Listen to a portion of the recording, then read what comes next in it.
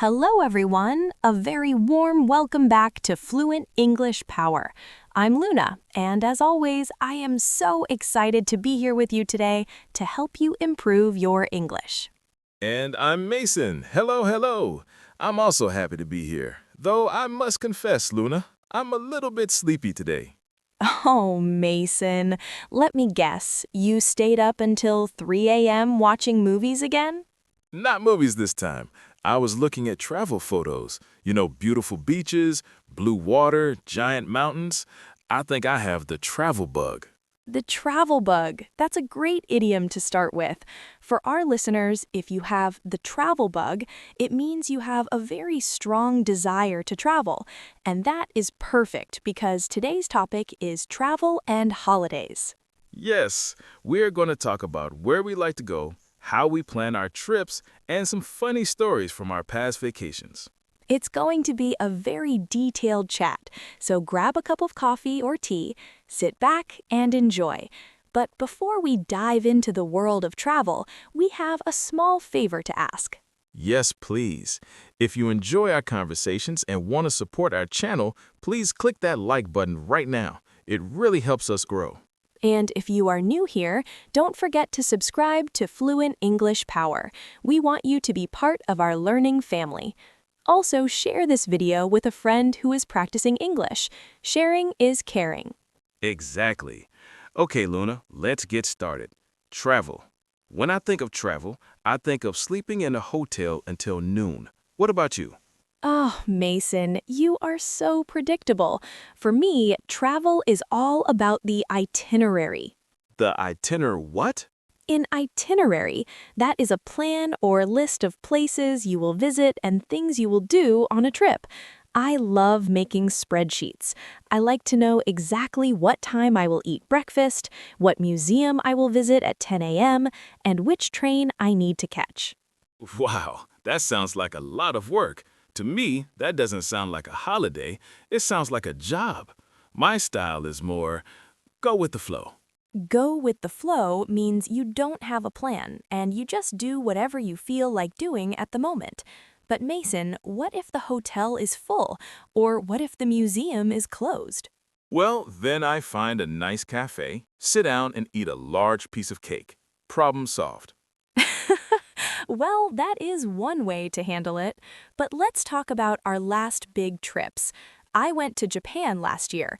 I spent 3 months researching the best cities, the best sushi spots, and even the best walking shoes to buy. 3 months of research? Luna, in 3 months, I could have traveled around the whole world twice. But because I planned it, I didn't miss anything. I saw the cherry blossoms in Kyoto exactly when they were blooming. It was like a dream. The air smelled so sweet, and the pink petals were everywhere. It was breathtaking. Breathtaking. That's a beautiful word. It means something is so beautiful, it makes you stop breathing for a second, right? Exactly.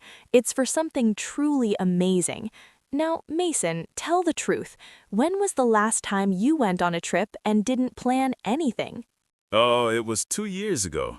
I decided to go to the mountains. I just threw some clothes in a backpack. I didn't even check the weather, and I jumped in my car.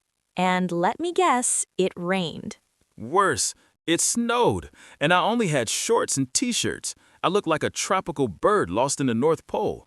I spent the whole weekend inside a small cabin drinking hot chocolate because I was too cold to go outside. See, that is why you need an itinerary. If you had checked the weather, you would have packed a jacket. True, but I met a very nice local man in that cabin who told me the funniest stories about the mountain. If I had been busy following a schedule, I never would have talked to him. That's a fair point, Mason. Sometimes the best parts of travel are the things you don't plan. We call those spontaneous moments. Okay, Luna, you convinced me. Planning is important. But let's talk about the most stressful part of any trip, the packing. Oh, I love packing. For me, it's like a puzzle. I lay everything out on my bed 3 days before the trip. I have a checklist: clothes, toiletries, electronics, and my first aid kit.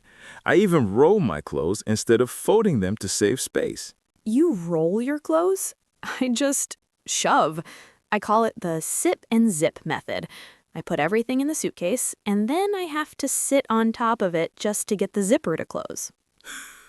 The sit and zip. Mason, that is how zippers break.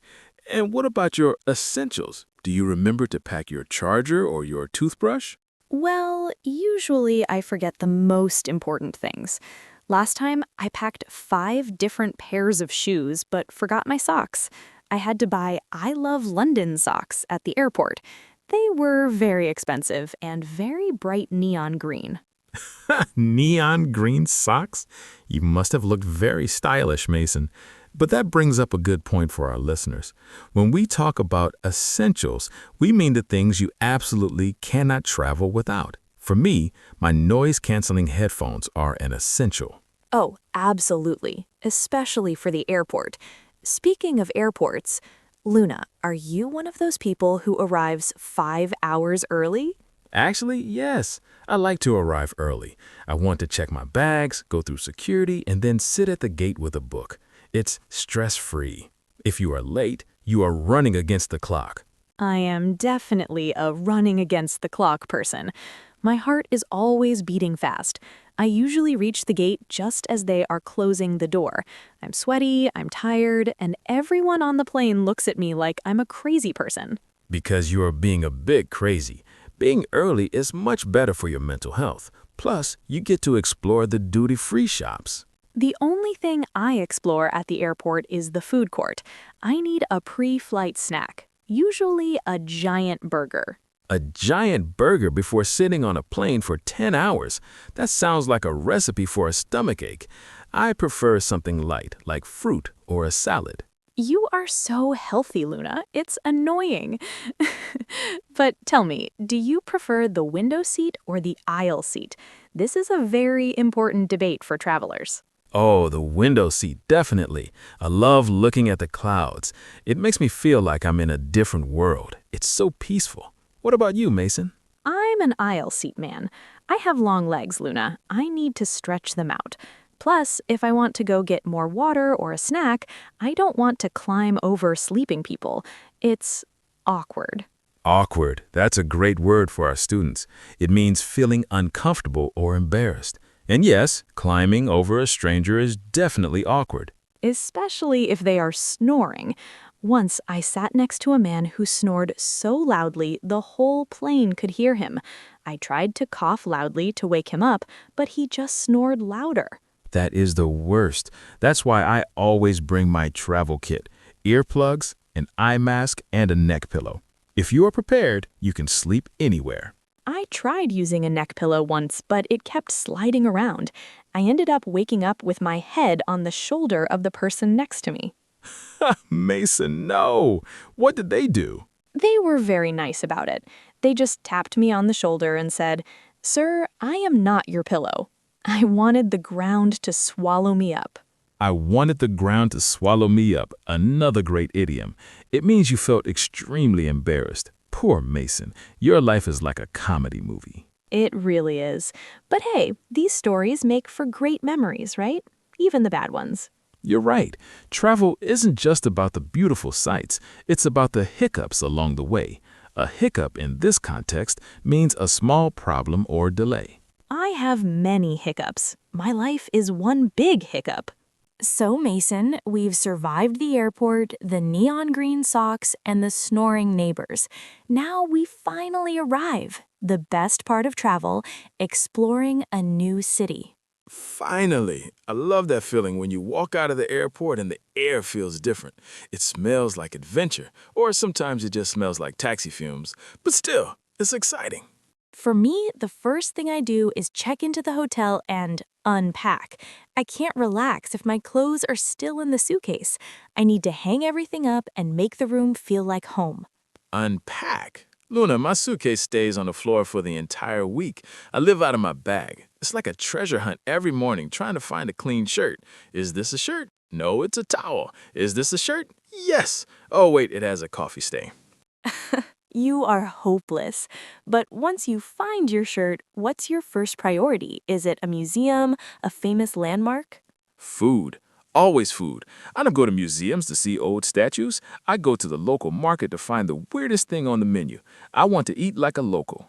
Eating like a local is a perfect phrase for our learners. It means eating the traditional food that the people who live there eat, rather than going to a famous fast food chain.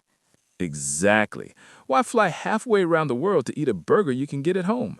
Last time I was in Italy, I ate pasta 3 times a day. Breakfast, lunch, and dinner. I think I turned into a noodle by the end of the trip.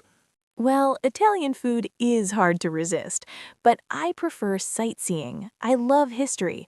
I want to stand in front of the Colosseum or walk through the halls of the Louvre. It makes me feel connected to the past. It's awe-inspiring. Awe-inspiring. That's another big word. It means something is so grand or impressive that you feel a sense of awe or wonder, like looking at the stars or the Great Wall of China. Exactly. But I have to admit, Mason, sometimes sightseeing is exhausting. My feet usually hurt by the end of the day because I try to see everything in one afternoon. That's why you need my Mason method. Walk for 20 minutes, then sit in the cafe for 1 hour. Watch the people, drink a cold soda, and just relax. We call that people watching. People watching is a great way to learn about a culture. You see how they dress, how they talk, and how they interact. It's like a live movie. And it's free, which is great because travel can be very pricey. Pricey is a common way to say expensive, and yes, it can be. But you can also travel on a budget. You can stay in hostels, use public transport, and eat street food. I'm the king of traveling on a budget. I once stayed in a hostel room with 10 other people.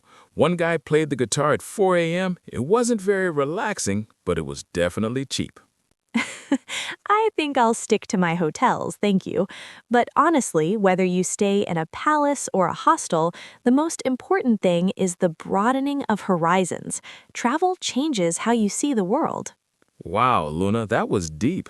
Broadening your horizons means expanding your knowledge and experience, and I totally agree. Even with the rain, the lost socks, and the snoring people, I wouldn't trade my travel memories for anything. Me neither. And speaking of memories, we want to hear from our wonderful audience. Yes, it's time for our question of the day. Today's question is, if you could fly to any country in the world tomorrow, where would you go and why? Ooh, I want to read those answers. Are you a beach person like me or a museum lover like Luna? Tell us in the comments below and try to use at least one new word or idiom we talked about today. Yes, please. We love reading your stories. It helps you practice your writing, too. Well, I think it's time for me to go and maybe start packing for my next spontaneous trip. Just remember to check the weather this time, Mason. I promise. Thank you so much for joining us today on Fluent English Power. We hope you enjoyed this long chat. Don't forget to like this video if you learned something new and subscribe so you never miss a lesson with us. See you in the next video. Happy traveling and happy learning. Goodbye, everyone. Bye-bye.